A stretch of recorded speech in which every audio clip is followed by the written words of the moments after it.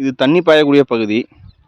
இந்த பகுதி ஓரத்தில் நல்லா பெரிய கரையாக இருந்துச்சு. அந்த கரையில் பனை விதைகளை போட்டு 2 ஆண்டுகள் ஆகுது. ஒரு பழமொழி சொல்லுவாங்க, பனை நட்டவன் பார்த்துக்கிட்டே சாவான், தென்னை நட்டவே தின்னுட்டு சாவான் அப்படின்ட்டு.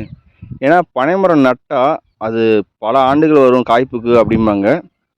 நீங்கள் நல்லா தண்ணி பாய்ச்சிங்கன்னா ஒரு 10 ஆண்டுக்குள்ளே கண்டிப்பாக காய்ச்சிரும் பனை. இது வந்து ஒரு 6 மாதத்துக்கு முன்னாடி போட்டது. அதுவும் வந்துருச்சு. நம்ம தண்ணி பாயக்கூடிய பகுதியில் போட்டால் பனை மரம் நல்லா வேகமாக வளர ஆரம்பிச்சிருது. இங்கே பாருங்கள், நல்லா நெண்டு மட்டை விட ஆரம்பிச்சிது. இதே குளக்கரைகளில் போட்டதெல்லாம் பார்த்திங்கன்னா நட்டு 5 வருஷம் ஆகுது, இன்னும் நல்லா பெருசே ஆகலை. இது 2 ஆண்டுகளே மட்டையை விட ஆரம்பிச்சிருச்சு. அதனால பனை விதைகளை போட்டு நம்ம அப்படியே விடாமல் அதுக்கு தண்ணி விட்டுக்கிட்டே இருந்தோம்னா, நல்லா வறட்சியான காலத்துலையும் தண்ணி விட்டோம்னா அதுவும் ஒரு 6 ஆண்டு 7 ஆண்டுகள்லாம் நல்லா காய்க்கிற ஸ்டேஜுக்கு வந்துடும். 10 ஆண்டுக்குள்ளே காய்ச்சிரும். இந்த பனை மரத்துக்கு இன்னொரு சிறப்பு உண்டு. வறட்சியிலையும் தாங்கி வளரும். தண்ணிக்குள்ளே இருந்தாலும் அவ்வளோ சீக்கிரமாக காயாது. எங்கள் குளத்துல எல்லா கன்றுமே காய்ஞ்சிருச்சு. இந்த பனைங்கன்று மட்டும்தான் நின்றுச்சு ஒரு 6 7 மாதம் தண்ணி நின்னதுக்கப்புறம்.